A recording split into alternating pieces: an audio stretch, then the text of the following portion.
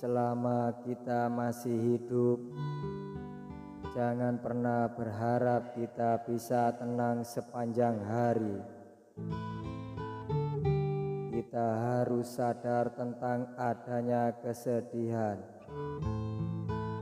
Kita juga harus sadar tentang adanya kebahagiaan. Dari keduanya, yang menjadi bagian tersulit dalam kehidupan adalah ketika kita mencoba untuk mempertahankan kondisi kita, kondisi di mana kita selalu ceria, bahagia, dan senang. Sebenarnya bukan karena mereka benar-benar tidak bisa. Mereka terkadang bisa, tapi ada beberapa penyakit mental yang menghinggapinya. Hiduplah dengan hati yang tulus, karena ketulusan adalah pintu menuju kebahagiaan sejati. Berani melangkah ketidakpastian adalah langkah awal menuju kesuksesan. Temukan keindahan dalam kesederhanaan, karena di sanalah kebahagiaan sejati bersemayam. Tegarlah dalam menghadapi badai, karena setelah hujan selalu ada pelangi. Carilah kebijaksanaan dalam setiap pengalaman, karena pengalaman adalah guru terbaik.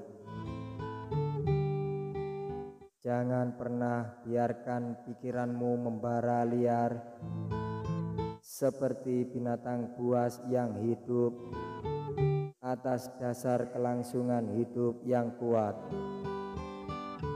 Jinakkan pikiranmu dengan fokus dan konsisten pada tujuan dan harapanmu.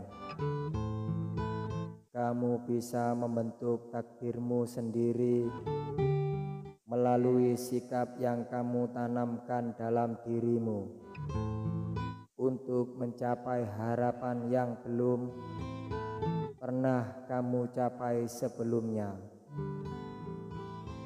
Kamu perlu memulai melakukan hal-hal yang belum pernah kamu lakukan sebelumnya.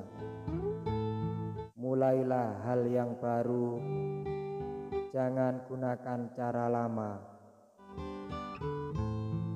Berakhirnya yang kita pelajari dari hidup adalah bagaimana menerima suatu keadaan tanpa menyalahkan kenyataan.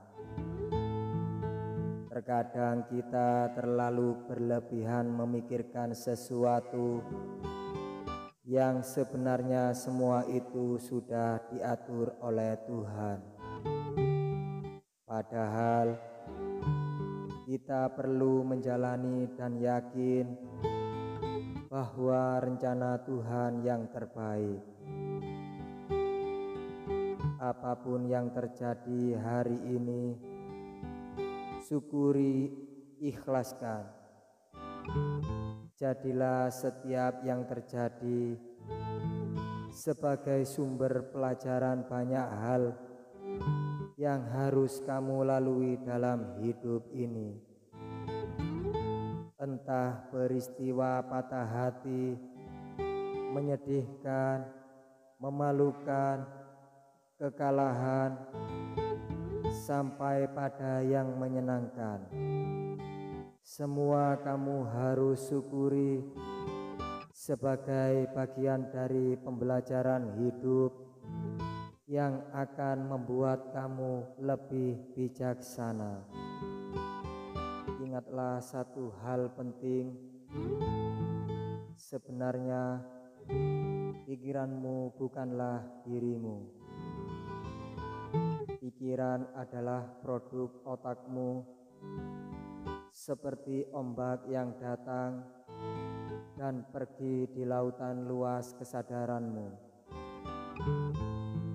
Kamu adalah pantai yang tenang, dan pikiran-pikiran itu hanya ombak yang sementara menyentuh tepianmu.